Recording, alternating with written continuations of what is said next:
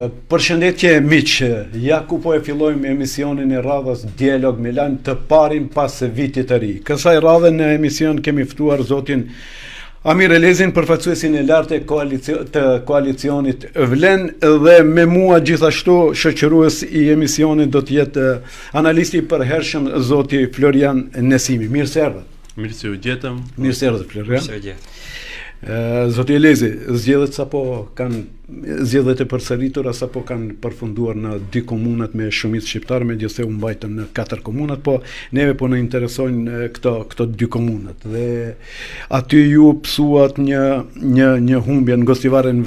vrapçisht, apo na tregoni se pse ndodhi kjo, sepse kishte shumë zotime nga përfaqësuesit e lartë të koalicionit Vlen se do t'i fitojnë zgjedhjet në këto 2 komuna? Atëherë, ajo që është parësore dhe më kryesore është që i gjithë procesi zgjedhor përfundoi i rregullt, fer dhe në frymë demokratike, dhe kjo është një avancim për demokracinë në vend. Kur Vleni është në ekzekutiv, organizohen zgjedhje të tilla, të cilat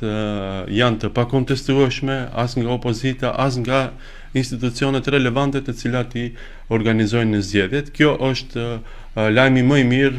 në përmbyllje të gjithë këtij procesi zgjedhor. Sa i përket zgjedhjeve të përsëritura në Vrapçish dhe në Gostivar, Vleni pat një rritje të numrit të votave në krahasim prej zgjedhjeve të 19 tetorit atje, dhe kjo sigurisht që paraqet një sukses të vogël, por jo atë që e thatë edhe ju,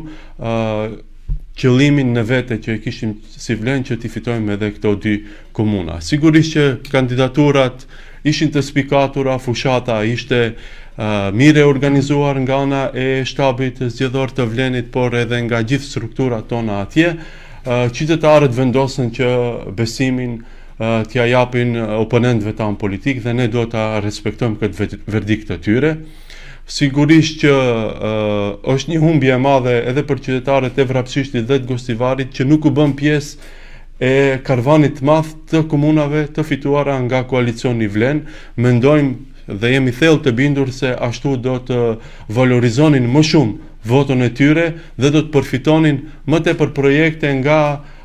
qeveria dhe nga ekzekutivi për komunat. Kjo sigurisht nuk do me thënë që në situatën e këtill dhe me këtë epilog se nuk do të përfitojnë. Sigurisht që qeveria e Vlenit e ekzekutivi do të jetë i përkushtuar t'i trajtojë njësoj sikur të jenë komunat e Vlenit, në dobi të qytetarëve dhe në përfitim të mirave nga pushteti qendror. Zgjedhjet dhe epilogu i këtyre zgjedhjeve do të jetë një temë trajtimi edhe për brenda Vlenit dhe kryesisë të Vlenit, por edhe gjitha instancave edhe më të vogla në këto 2 lokalitete, shkaku se duhet rregullohen dhe të vihen në pa defektet të cilat ne i kemi pas qoftë si strukturë, pse nuk arritëm që të motivojmë numër më të madh të votuesve, edhe pse po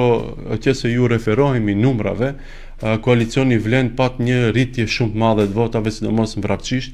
edhe në Gostivar, kurse nga ana tjetër AKI-ja pati numër të zvogluar të votave. Dhe kjo flet shumë për trendin edhe për në të ardhmen, do të thonë në cilat do lloj zgjedhje të ardhshme të cilat do të mbaheshin, qoftë në nivel lokal apo në nivel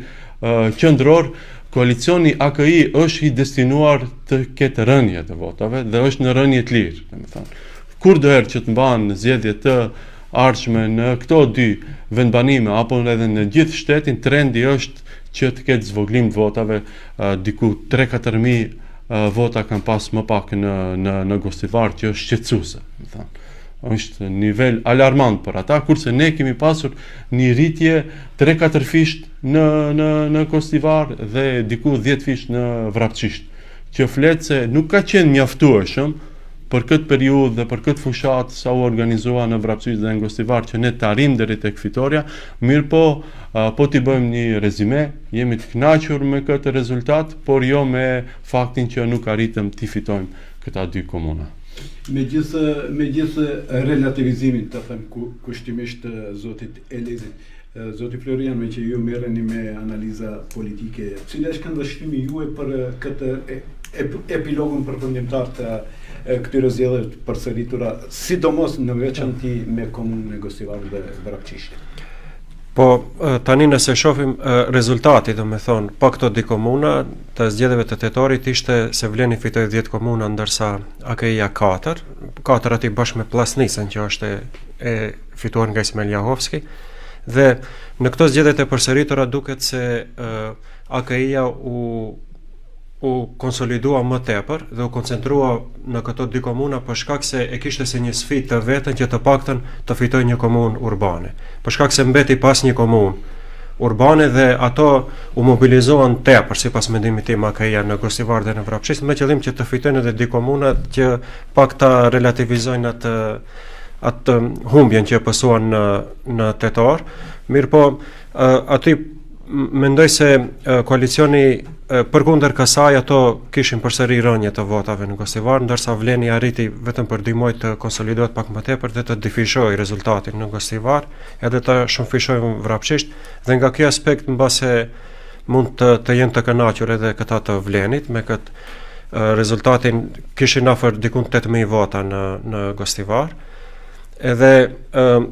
këtu është përsëri ne duhet të potencojmë edhe këtë çështjen se e censusit apo pragut të daljes në zgjedhje, për shkak se këtë radhë në Gostivar ishte akoma më e ulët. Ishte diku dalja në zgjedhje ishte diku rreth 28%.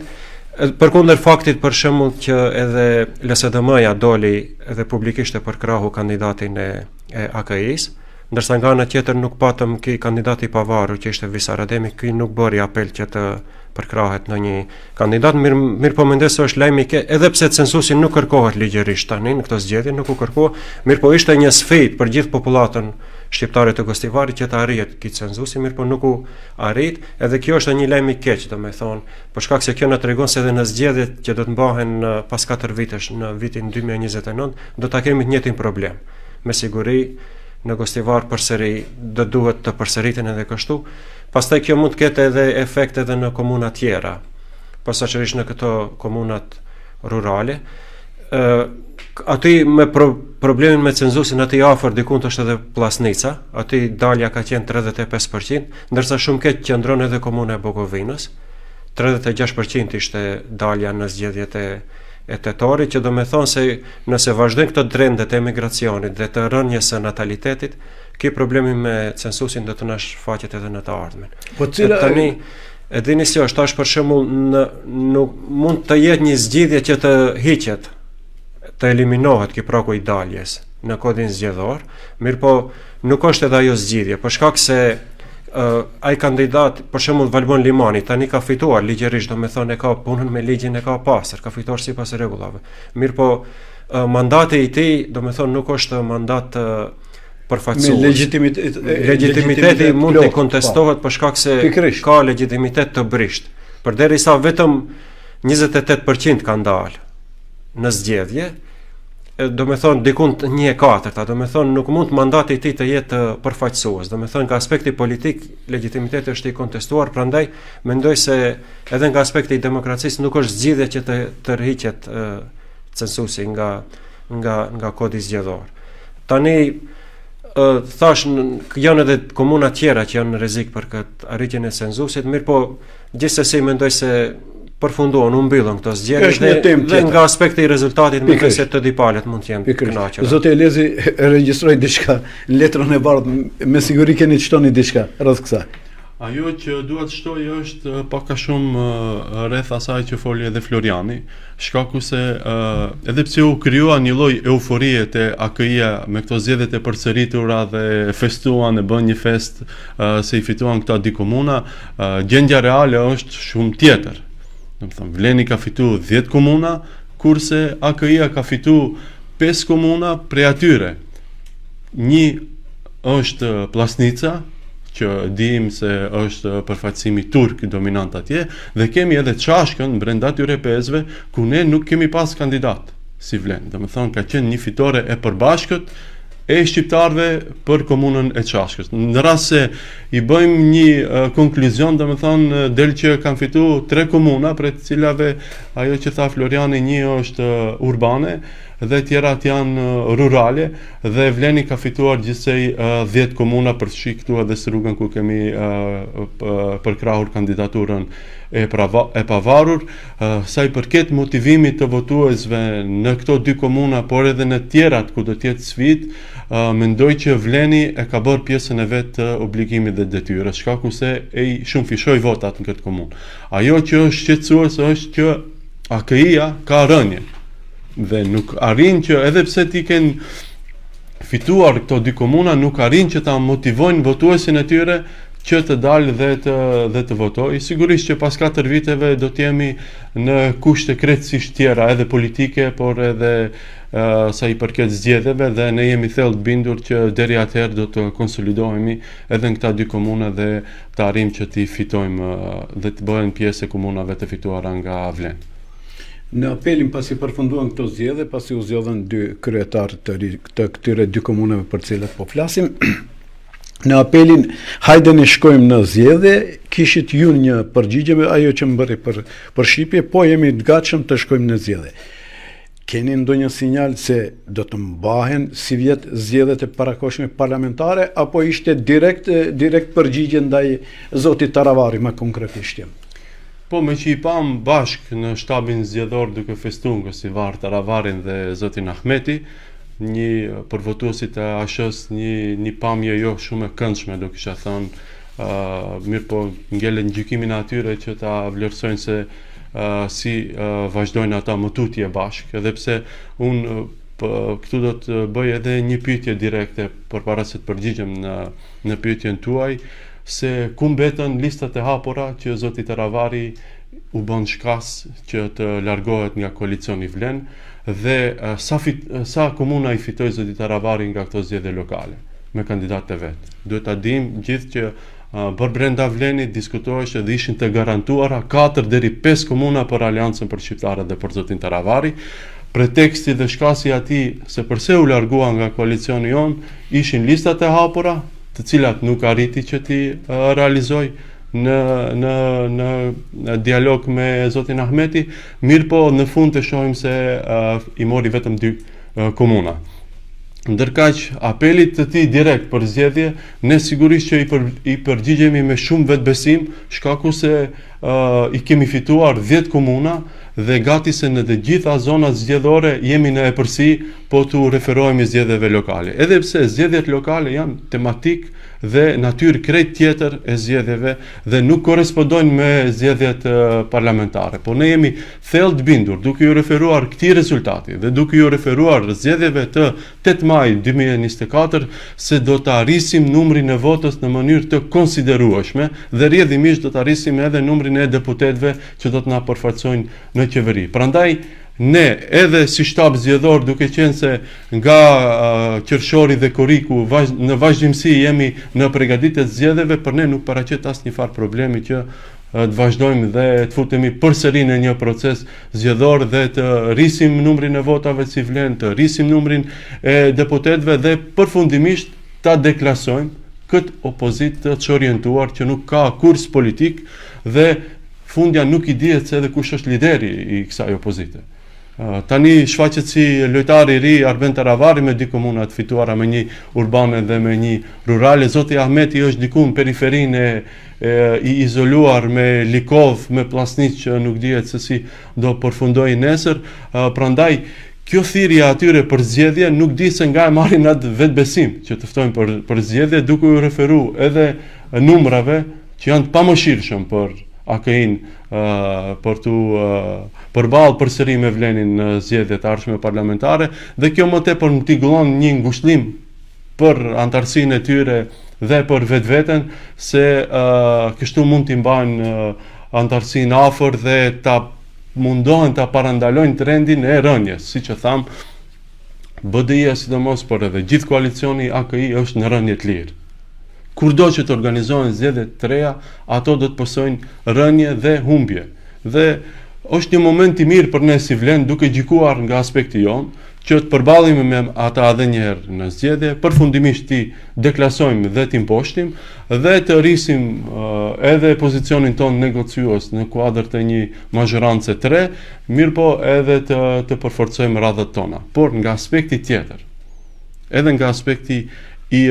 shtetit, edhe nga aspekti i institucioneve, nuk është e mirë, por edhe për qytetarët, nuk është e mirë që të mbahen zgjedhje në kështu periudha të shpeshta, shkaku se gjitha institucionet hynë në një letargji dhe nuk funksionojnë si duhet, dhe kjo ka dhe kostën e vetë ekonomike organizimi i zgjedhjeve, sepse vullneti i qytetarëve është pak a shumë i qartë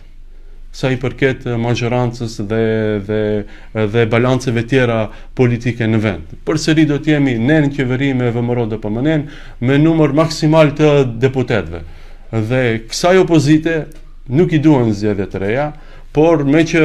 e bëjmë ftesën, ne jemi gjithmonë të gatshëm, e kam thënë diku tjetër e them edhe prapë. Me që kërkojnë zgjedhje të reja, le të na tregojnë ku fitojnë ata. Në cilën zonë zgjedhore ku kemi përfaqësim shqiptar, janë fitues ata, që të pretendojnë dhe të jenë aq të bindur dhe me vetbesim se duan zgjedhje të reja. Në zonën 6 janë të eliminuar totalisht. Në zonën 1 nuk figurojnë askund, po ashtu në zonën 2 janë vetëm me Likovën. Në zonën 5 janë të eliminuar në të gjitha komunat dhe vendbanimet shqiptare dhe ky vetbesim më tepër më duket një avanturë e radhës së Arben Taravarit që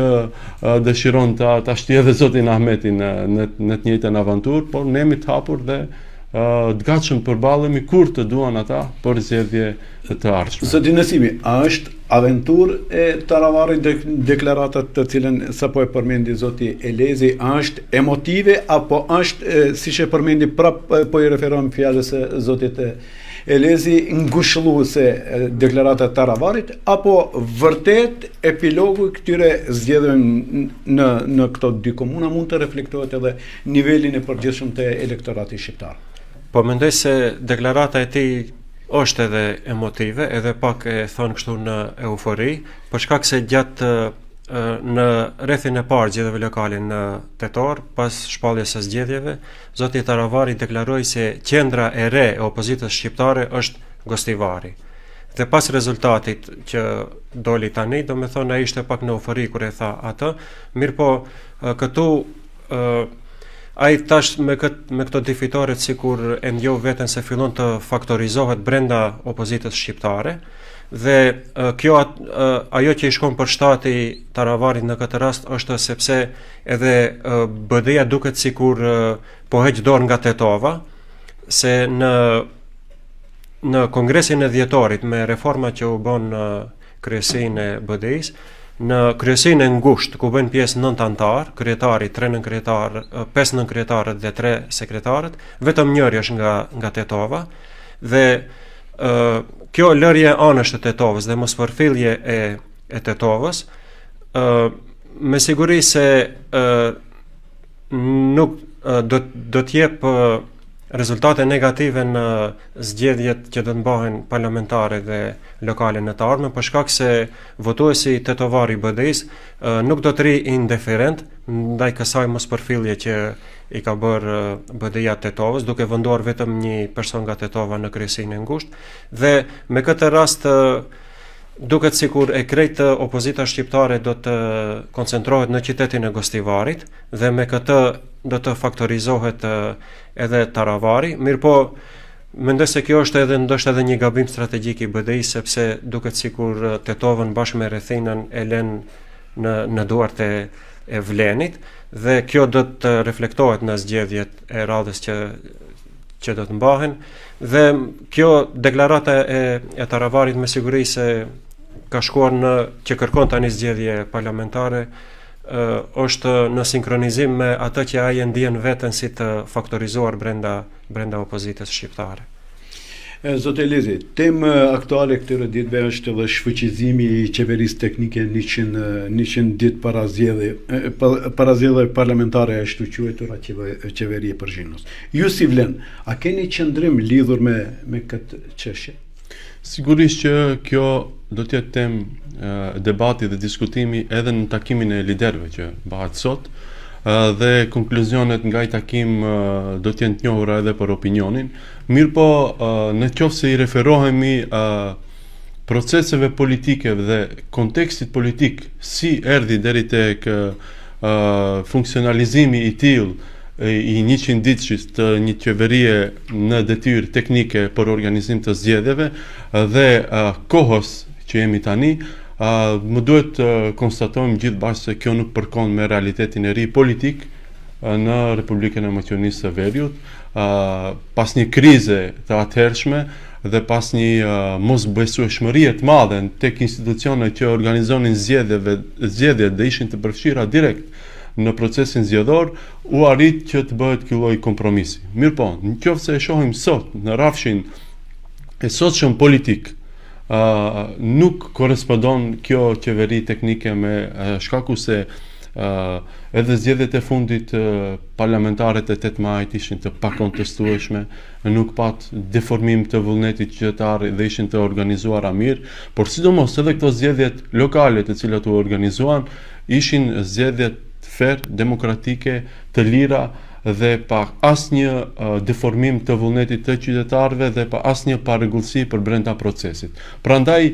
është e natyrshme të shtrohet edhe pyetja, a është funksionale një qeveri e tillë teknike, duke pas parasysh që brenda asaj periudhe edhe funksionaliteti, por edhe legitimiteti asaj qeverie është shumë i zbet. Faktikisht i gjithë shteti për brenda 6 muajsh paralizohet, edhe shtoja këtu edhe 2 muaj sa zgjat procesi zgjedhor, certifikimi i rezultateve, konstituimi institucioneve, do më thëmë për Maqedoninë e Veriut, një shtet kaq i vogël, me ekonomi të brish, do kisha thënë, janë shumë 8 muaj që institucionet mos jenë funksionale dhe gjithë shteti të merret me organizimin e zgjedhjeve, duke pas parasysh që jemi vend që aspiron për aderim në Bashkimin Evropian, veçme jemi vend antar i NATO-s dhe duke pas parasysh që askund tjetër në rajon nuk organizohen në formë të tillë zgjedhjet me kështu qeveri teknike, edhe ne si vlem mendojmë që i ka skaduar afati këtij mekanizmi për organizimin e zgjedhjeve dhe institucionet përfshi këtu edhe Komisionin Shtetëror Zgjedhor edhe gjitha institucionet të cilat mberen me organizimin e procesit zgjedhor janë në kondicion të mirë dhe janë të dëshmora se dinë të organizojnë zgjedhje kredibile, prandaj nuk ka as arsye që të vazhdohet me qeveri teknike. Sigurisht që kjo është një temë që don debat më të madh, më gjithë përfshirës. Do i kisha shtu këtu që përveç faktorëve politik në vend, këtu duhet kyçen edhe faktorët ndërkombëtar, por edhe organizata tjera të cilat merren me monitorim dhe me procesin zgjedhor, që të gjendet një zgjidhje më afatgjate dhe më e mirë për vendin. Në gjykimin ton, kjo lloj qeverie ka skaduar më dhe nuk ka nevojë që përsëri të jetë në diskutim, mirë po në tryezën e bisedimeve mes partive politike sigurisht që kjo do të debatohet dhe do të del edhe një konkluz. Zoti Nesimi, ai ka skaduar afati këtij mekanizmi? Po, kështu ajo kur është instaluar veçmë në këtë sistemin politik të Maqedonisë së Veriut, fillimisht ishte pjesë e marrëveshjes së Përzhinës, mirë po pastaj vitin 2018 më duket se u inkorporua edhe në kuadër të kodit zgjedhor dhe të ligjit për qeverinë. Dhe aso kohë kur u instaluan këtë sistemin ton politik, ajo instalua si një garancë për opozitën se zgjedhjet do të jenë fair dhe demokratike, edhe si një garancë për opozitën se zgjedhjet nuk do të manipulohen. Dhe prandaj në kuadër të kësaj qeverisë teknike, aty opozitës i takojnë disa ministri pikërisht në ato sfera të cilat janë më të ndjeshme, si që janë për shembull Ministria e Punëve të Brendshme edhe për politikë sociale dhe një zëvendës ministër në Ministrinë e Financave, domethënë janë pikërisht këto sferat ku mendohet se mund të ketë manipulime gjatë procesit zgjedhor dhe prandaj si një mjet i cili do ta kontrollojë qeverinë, që të mos bëjë manipulime edhe si një kontroll midis partive, domethënë është diçka efikase, domethënë kjo qeveria dhe ka funksionuar mirë në të kaluarën, bile tani i ndjekim edhe zhvillimet që janë në Shqipëri, edhe atje Partia Demokratike kërkon që të formohet një qeveri e këtill si në Maqedoni, edhe ai e potencon, domethënë rastin e qeverisë teknike të Maqedonisë, që domethënë se shtete tjera e përdorin si model. Edhe nëse shfuqizohet kjo, mendoj se duhet të shfuqizohet vetëm me konsensus. Për shkak se bëhet fjalë për kodin zgjedhor, ndërsa rregullat e garimit në zgjedhje, të cilat janë të inkorporohen në kodin zgjedhor, gjithmonë vendohen edhe ndryshon vetëm me konsensus. Do të thonë është si në lojën e futbollit, nuk mund të rregullat i ndryshojmë ashtu siç don vetëm njëra parë, po duhet të ketë konsensus, të gjithë duhet pajtohen. Edhe tani e dëgjojmë ne se LSDM-ja është kundër, do të thonë taksativisht kundër shfuqizimit të kësaj qeverie teknike. Pushteti dihet se është për të hequr këtë qeverin, për shkak se don që edhe ato 100 ditë të jenë këto ministri në kuadër në duart e pushtetit, dhe shumë normale. BDI-ja deri në këto momente që ne po flasim nuk ka dhënë asnjë farë qëndrimi, si gjithmonë ato fatkeqësisht domethënë nuk kanë asnjë farë qëndrimi dhe nuk kanë politikë konzistente, mirë po është e habishme se si mund opozita mos jetë kundër shfuqizimit të kësaj. Megjithse e them në këto momente që po flasim, ato mirë po është dashur që në ditën e parë më njëherë të thonë se jemi kundër, si që e bëri edhe LSDM-ja. Se kjo qeveri teknike i konvenon opozitës, sepse ato do të marrin ministri 100 ditë para zgjedhjeve. Por ndoshta i ka skaduar, edhe një qeveri, nëse është me të vërtet qeveri demokratike, e cila garanton se zgjedhjet janë ferë demokratike, si që ishin edhe zgjedhjet lokale, atëherë duhet të shfuqizohet kjo, sepse qeveria duhet punoj sipas ligjit, po marr parasysh jemi në prag të zgjedhjeve apo në periudha tjera. Ndoshta i ka skaduar mirë, po duhet të bëhet me konsensus të gjitha partive. Zoti Elezi, gjykuar sipas paraqitjeve publike deklaratave të kryeministrit të Maqedonisë zotit Mickovski, ai sikur po synon që gjatë brenda këtij vitit, sidomos në pjesën e dytë të vitit, të mbahen zgjedhjet e parakohshme parlamentare. Mendoni se kjo është rezultati i presionit që do të ketë tani pas vitit të ri nga faktori ndërkombëtar për të përfshirë bullgarët në kushtetut, apo vërtet ai sinon zgjedhjet si duke nisur nga fakti se opozita fatkeqësisht opozita maqedonase vazhdon të jetë e brishtë, dhe në këtë kontekst do të mund të fitonte prap zgjedhjet. Dhe sa janë gjasat reale të mbahen thanë troç, sa janë gjasat reale të mbahen zgjedhjet gjatë këtij viti, zgjedhjet parlamentare? Sigurisht që kryeministri i vendit dha një deklaratë sa i përket kësaj, dhe rrjedhimisht pas asaj u inicia edhe takimi i liderëve që po mbahet sot. Natyrisht bisedimeve do të jenë ndoshta edhe tema e zgjedhjeve të parakohshme parlamentare. Në rast se i referohemi situatës politike, do me thënë shumica është stabile, dhe çdo gjë dhe çdo iniciativë e cila buron nga shumica parlamentare lehtësisht kalon, shkaku se në rast se ka nevojë e dim mirëfilli se kjo shumicë parlamentare mund të adresoj edhe 2/3, domethënë mund të mbrije edhe deri te 80 deputetët. Një lajm i keq është që sot në tryezën e bisedimeve nuk është LSDM-ja, partia më e madhe maqedonase tek kampi opozitar, dhe kjo që sigurisht që ngelet atyre në fakturën që duhet ta paguajnë para qytetarëve, se përse nuk janë prezent në tryezën e bisedimeve ku po bisedohen tema kaq të rëndësishme, dhe atë vend të tyre e lejon që ta mbush lëvica. Kjo është shqetësuese. Domethënë që në tryezën e bisedimeve faktikisht faktor po bëhet lëvica me faktin që LSDM-ja reteron dhe nuk bëhet pjesë e kësaj tryeze të liderëve, dhe unë mendoj që kjo do të reflektoj shumë keq tek kjo LSDM në rast se organizohen zgjedhje parlamentare, shkaku se nuk është në nivelin e përgjegjësisë për të përballur me mazhorancën, këtë rast maqedonase, nëse duam t'i ndajmë kështu kampet. Më pastaj në tryezë bisedimeve paraqitet zoti Ahmeti dhe nuk është askund Taravari, dhe kjo sigurisht që do duhet që të diskutohet dhe vetëm se janë si vlerëson ju këtë? Me këtë Mungesën e Taravarit dhe vetëm se po i dëshmon se kush është faktikisht lideri i opozitës atje, edhe pse Taravari mundohet me fitoren e vrapçisht dhe në Gostivar të vetë shpallet lideri i opozitës, mirë po këtë debat për brenda si duket nuk e kanë zgjedhur dhe ende janë në fazën e brylave njëri me tjetrin, edhe pse paraqiten në opinion ashtu të harmonizuar, ju ngelet atyre që ta zgjedhin. E zauruam, mendoj bashkë edhe me Florianin, pjesën e argumenteve se përse nuk duhet të mbahen zgjedhje të parakoshme parlamentare, mirë po në këtë situatë politike gjithçka është e mundur, shkaku se në tryezë të bisedimeve gjithmonë ka argumente pro dhe kontra. Jo, po duhet kemi parasysh edhe një fakt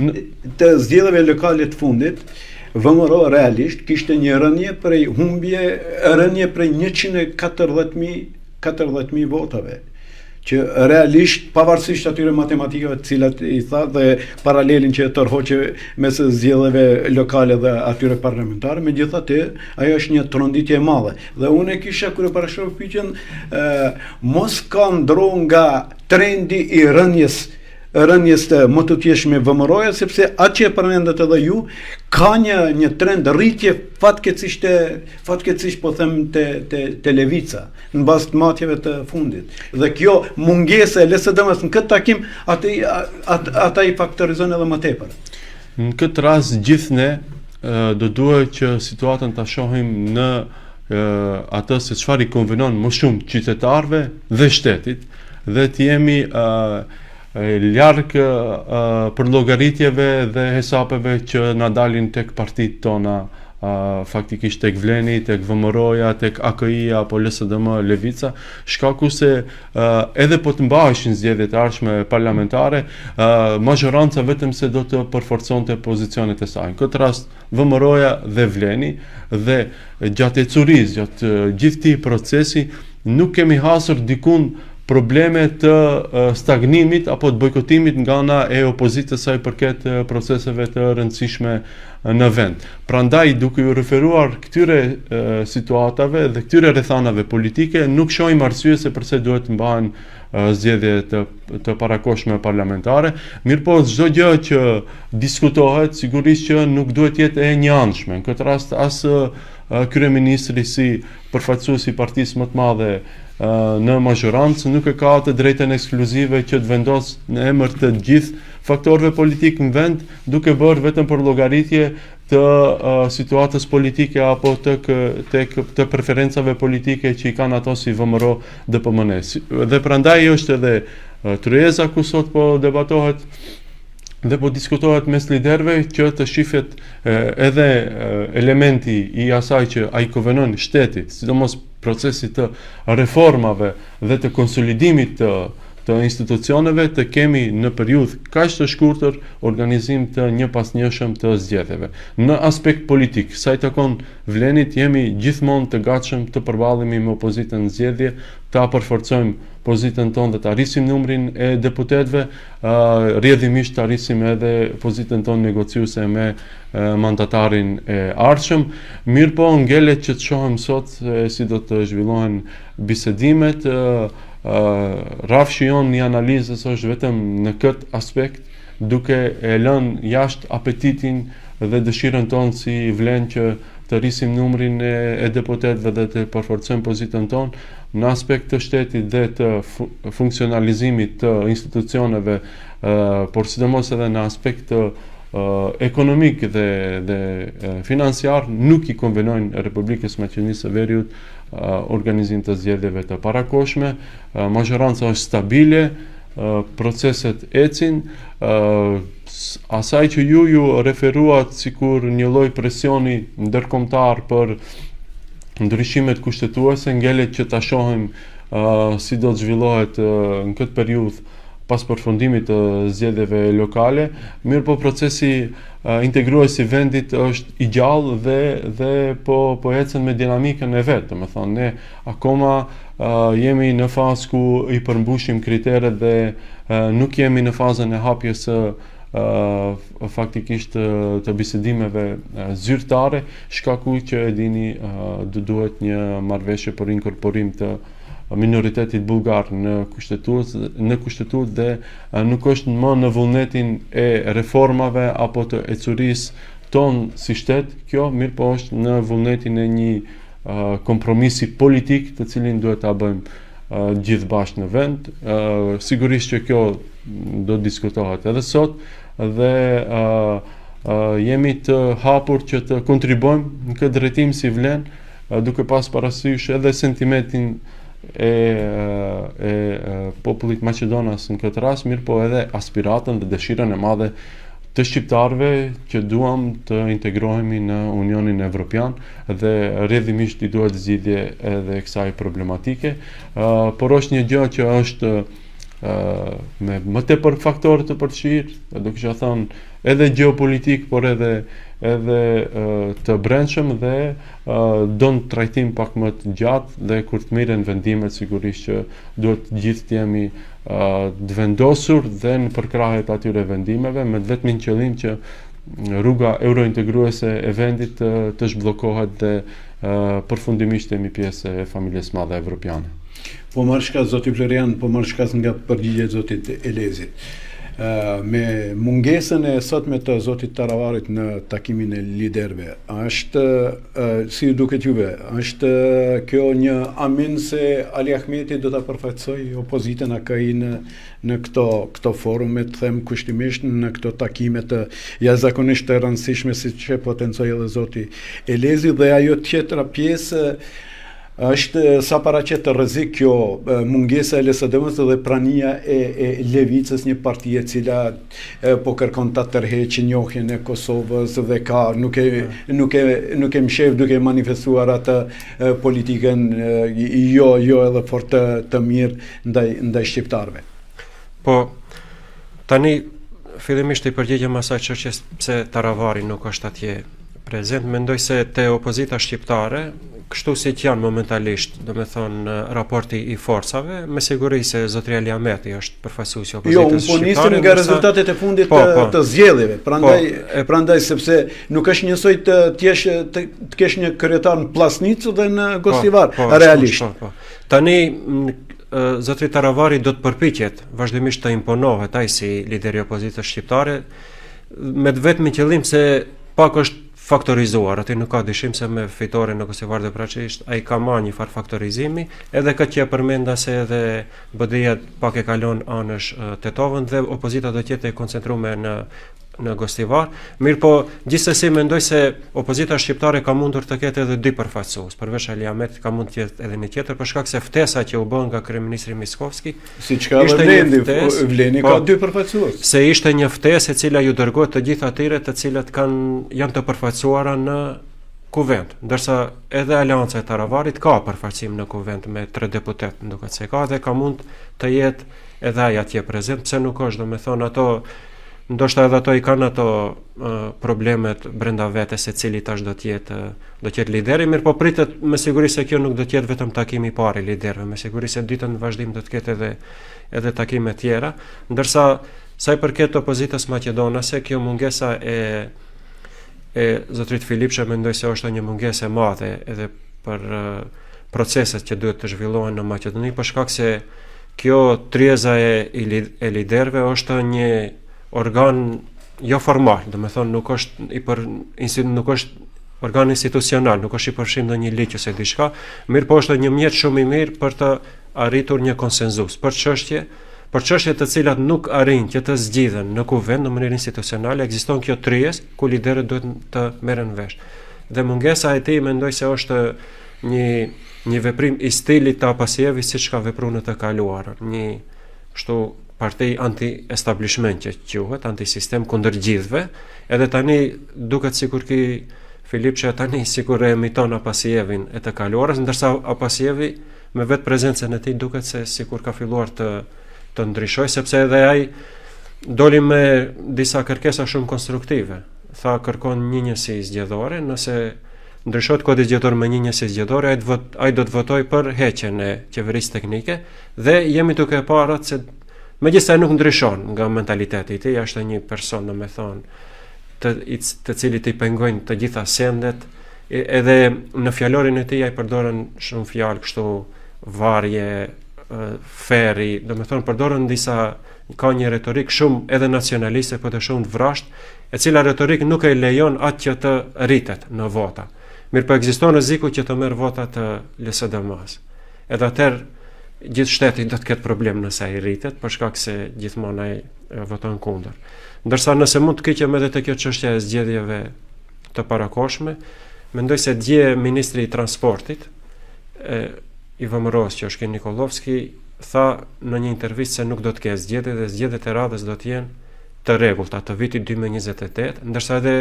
Mickovski e ka thënë të njëjtën gjë. Kjo të cilën po e trumbeton më shumë opozita shqiptare është për shkak se ato vazhdimisht e mashtrojnë votuesit e tyre dhe aktivistët i mashtrojnë me mbatjen e zgjedhjeve të parakoshme me qëllim që t'i mbahen rreth vetes, sepse ekziston tani një proces i lëvizjes së një fluksi të madh të votuesve të BDI-s që shkojnë ka vleni, edhe ato tani që t'i mbajnë ka vetja e tyre ju premtojnë zakonisht zgjedhje të parakoshme dhe me të cilat zgjedhje ato do të rikthehen përsëri në qeveri, mirë po këto janë vetëm disa mjete manipulative të cilat i përdorin ato për të mashtruar aktivistët e tyre. Edhe vetë kryeministri Mickovski ka deklaruar, po edhe disa lider të vlenit e kanë deklaruar se viti 2026 do të jetë viti i projekteve, i zhvillimit ekonomik dhe i zhvillimit infrastrukturor. Dhe nuk do të jetë viti i zgjedhjeve dhe mendoj se nuk kemi çka, kur këto vetë thonë se nuk do të kemi zgjedhje, nuk ka nevojë çka të komentohet më tepër. Zhvillimet politike të këtij viti do të jenë zakonisht intenzive në këtë kontekst. Unë jo rastisht e parashtrova dhe zotit Elezi pyetjen se a do të jetë presioni ndërkombëtarëve i orientuar shkaku i përfshirjes së pakicës bullgare në kushtetut. Për në fund zoti Elezi dua edhe një, nuk e di, më duket më shumë kjo apeli i Bashkimit Demokratik për integrim me shumë ironi cinik se sa real. Thot, në parim është ashtu. Apeli i Bashkimit Demokratik për bashkimin dhe zgjerim të frontit politik duke ju drejtuar të gjitha partive politike. Edhe kjo, ironia është këtu, që janë të përafërta me vizionin e kësaj force. Domethënë, kërkon bashkim, po e janë të ne bashkohuni me ne. E kam fjalën te takimi i liderëve. A kanë kapacitete, a kanë energji, a kanë disponim faktori politik shqiptar, njëherë karshi faktorit politik maqedonës të shkojnë të unifikuar me qëndrimet harmonizume. Gjithnjë për çështje, për probleme që tangojnë interesin kombëtar të shqiptarëve. Fjala bie 20% heqjen e 20%. A ekziston ai disponim? A ka kapacitet? A ka energji të tillë? Sigurisht që po, dhe ne e përshëndesim. Mirë po, Ali Ahmeti është njeriu i fundit i cili mund ta bëjë këtë thirrje dhe këtë ftesë, duke pas parasysh gjithë ecurinë e tij politike dhe gjithë pasojat të cilat ju ka bën shqiptarëve, në këtë rastin konkret, shkaku se thirret në emër të atyre, dhe siç e thash, ai është personi i fundit i cili mund të jetë pikë referuese dhe unifikuese për brenda faktorit shqiptar. Duke pas parasysh që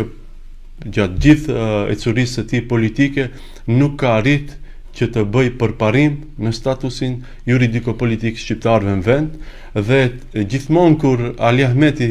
është ngusht dhe i ka punët keq, ai thirret në bashkim dhe në unifikim të faktorit shqiptar. E ka pasur rastin kur ka qenë disa herë me radh në pushtet që të jetë faktor unifikues në vend. E dim shumë mirë se çfarë metodash ka përdor dhe si e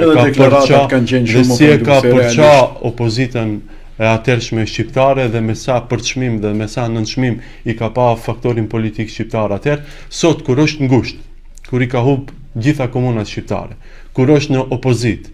kur partia e Ka tij fitu në Plasnic, ka fitu. kur partia e tij e ka vulën në listë zezë të State Departamentit Amerikan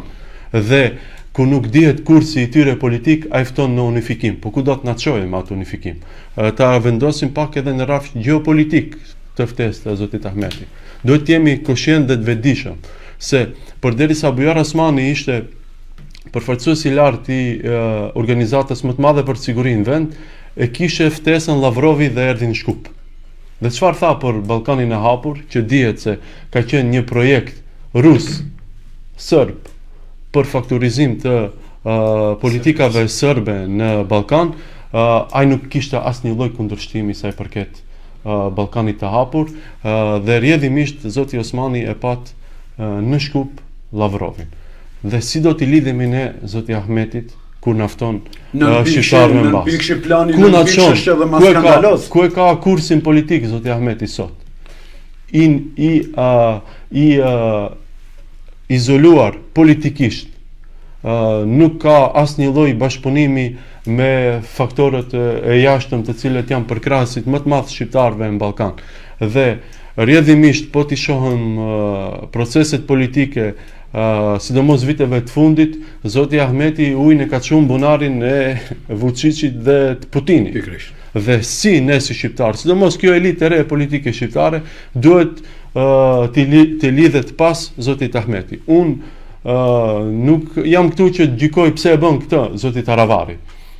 Mi po ne si vlen, asesi nuk duhet bim këtë grack që po e bën zoti Ahmeti, që sa herë kur është ngusht ai dhe sa herë kur ka një agent të dyshim që duhet ta ecë përpara që ja kërkojnë padronët e atij, t'i ftoj shqiptarët që të unifikohen rreth tij. Koha e tij ka skaduar, partia e tij nuk arriti që të reformohet. Reforma që u bën në BDI ishte vetëm një makjazh i vogël, u eliminuan disa figura të vjetra dhe të konsumuara, mirëpo problemi kryesor qëndron tek lideri i asaj partie dhe tek zoti Ahmeti, i cili nuk ka më kredibilitet moral, politik dhe çfarëdo lloj tjetër që t'i kërkohet që të jetë përfaqësues i shqiptarëve në vend. Shqiptarët këtë ja treguan në zgjedhjet parlamentare, por edhe në zgjedhjet lokale, dhe përfundimisht ai është në procesin e zhdukjes së tij politike nga vendi. Elita e re politike në vend duhet jetë një elitë politike e cila ka një kurs të qartë euroatlantik në bashkëpunim me partnerët tanë SBA dhe Bashkimin Evropian, një elitë politike e cila i njeh proceset dhe është intelektualisht dhe politikisht e pjekur që t'i udhëheqë shqiptarët në këtë 20 vjeçarin e ri, dhe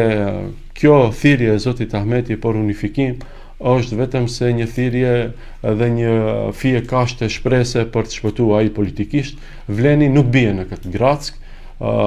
Më i fundit i cili mund të ftoj dhe të thirrë në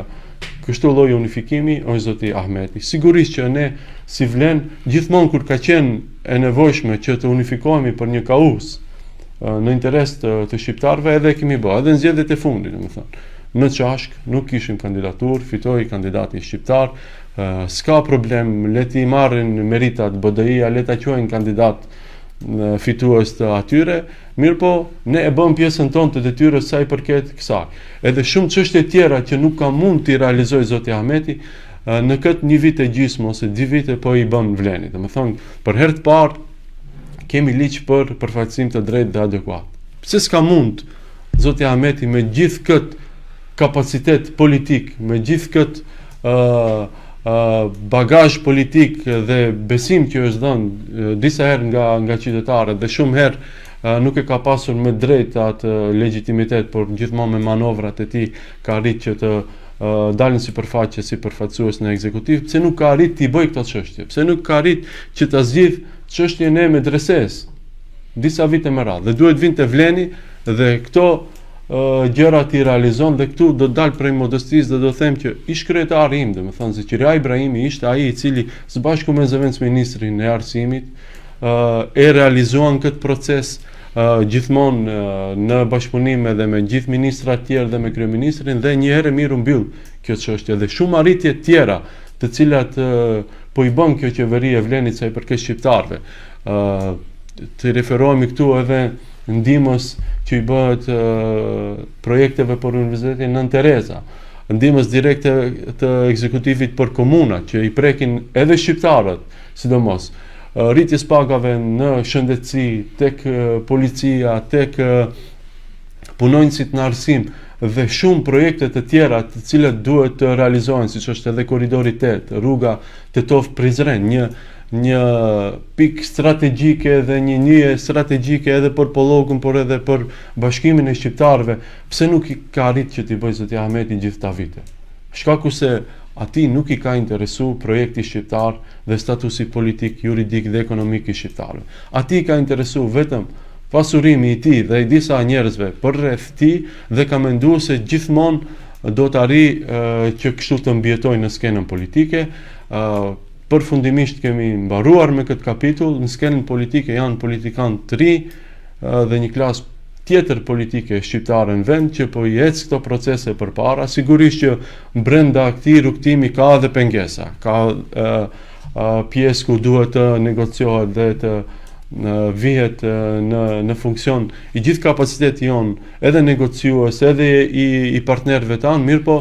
punët po ecin për së mbari dhe prandaj Vlenit i duhet kohë që të vazhdoj të shti përpara këto projekte. Gjithmonë jemi të hapur për diskutim për tema të rëndësishme sa i takon shqiptarëve, por edhe shtetit, mirë po jo me politikanë të tillë të cilët nuk kanë kurs politik, apo kursin e kanë në Moskë, apo nuk di ku ma e ka zoti Ahmeti, dhe jo gjithmonë ata që thirrin në unifikim janë me kredibilitet moral dhe me integritet që ta kërkojnë një gjë të tillë. Zoti Nasimi, për në fund, do të thënë apelin, si vlerësoni apelin e Bashkimit Demokratik për integrim, për unifikim, dhe unifikimin, a kanë partitë politike shqiptare të këtueshme, a kanë kapacitet, a kanë disponim për të unifikuar, nëse jo, kush duhet të jetë ai unifikuesi? Po, tani... Tre pyetje në një, këto ishin, po. BDI-ja dikun para 4-5 vitesh kur pate një tentativë për të transformuar në parti të gjelbërt, aso koha të deklaruan se të gjitha të drejtat kombëtare të shqiptarëve në Maqedoni janë realizuar dhe me këtë ato e përmbyllën kapitullin e kërkesave kombëtare, sepse thanë se ne tani shkojmë në një nivel tjetër, i kemi realizuar të gjitha të drejtat dhe shkojmë me politika të gjelbra. Ndërsa sot e shohim se ato përsëri fillojnë që të deklarojnë se disa të drejta kombëtare shqiptare nuk i gëzojnë. Prapë të 20% që i kthejnë. Po, edhe tani ato fillimisht do të japin përgjigje pse gjatë 20 viteve që kanë qenë në qeveri, pse nuk i kanë realizuar të gjitha këto të drejta kombëtare dhe pse po dalin tash kur janë në opozitë i kërkojnë këto, apo patriot je vetëm kur je në opozitë. Se nëse je i patriot, duhet të jesh gjithmonë patriot, jo vetëm kur je në opozitë. Edhe drita tani dalin me disa kërkesa që thonë formimi i qeverisë me badenter edhe sjellja vendimeve në gjykatën kushtetuese me badenter. Mirë po formimi i qeverisë me badenter, ato njerë duhet të tregojnë pse tërhiqen nga ky parimi i formimit të qeverisë sipas parimit fituesi me fituesin. Se nuk është e njëjta. E tani mos vallë janë të kapur nga dikush. Mos u ka thonë dikush që ta përmendin gjithmonë kur dalin në opinionin publik, e përmendin zakonisht ruajtja e karakterit unitar, Pse e përmendin vazhdimisht këtë punën e karakterit unitar të shtetit, edhe pse të tërhiqen për veti, sidomos kjo, puna e karakterit unitar, aty prej karakterit unitar gjithçka e dëmshme fillon edhe mbaron te shqiptarët. Pikërisht ajo është që ne vazhdimisht tani sa vite me radhë po qëndrojmë si basi etnike mbi 20% me gjuhë po ashtu me kategori statistikore gjuha shqipe është. Pikërisht ato rrjedhin burojnë prej atij karakterit unitar. Edhe tani shteti i Maqedonasve dhe e basive etnike të tjera të cilat janë mbi 20% e jetojnë në Maqedoni. Tërheqja e tyre nga parimi i formimit të qeverisë sipas parimit fituesi me fituesin dhe përmendja vazhdimisht e këtij karakterit unitar, mua më sotson sikur bëhet me direktiva të VMRO-s. Dhe tani ato nuk mund ato tani të thirrin në unifikim të të shqiptarëve, kur ato tani janë në opozit, edhe faktori shqiptar është i unifikuar përderisa ka vetëm 2 bloqe. Në të kaluarën, opozita ka qenë e përçarë, dhe atëherë mund të themi se ka pasur një kështu fragmentarizim. Dhe tani kur janë të bashkuar, sepse ato thonë se vleni i përçau shqiptarët, nuk është e vërtet, vleni ka bashkuar, sepse është hera parë që kemi vetëm 2 bloqe. Por gjithsesi, përpara se të thrasin në unifikim, duhet të tregojnë se pse gjatë 20 viteve të tyre në qeveri nuk i kanë realizuar të drejtat kombëtare, nuk e kanë realizuar këtë sjelljen e vendimeve në gjykatë kushtetuese sipas parimit Badenterit, as ligjin për ish ushtarët të UÇK-s nuk e kanë sjellur, as ligjin për përdorimin e gjuhëve e kanë sjellur kështu të cunguar, si që është tani, dhe pasi të japin përgjigje këtyre pyetjeve dhe të kërkojnë falje para popullit shqiptar, atëherë ndoshta mund të flasim për një unifikim të partive shqiptare. Këtë për në fund, parasi që falenderoj për pjesëmarrjen, këtë punën e parimit fituesi me fituesin dhe kjo koncepti unitar, besoj që nuk shkojnë, atëre o jemi koncept shteti ka koncept unitar, o fituesi me fituesin që nuk është konform atyre normave të karakterit unitar. Zoti Elizi, se zgjata pak më shumë, ju falenderoj që ishit pjesëmarrës i këtij emisionit. Zoti Florian, po ashtu edhe ju falenderoj. Ishte kënaqësi gjithmonë të debatojmë bashkë dhe ju falenderit edhe një herë për. Kënaqësia ishte jona, falenderoj.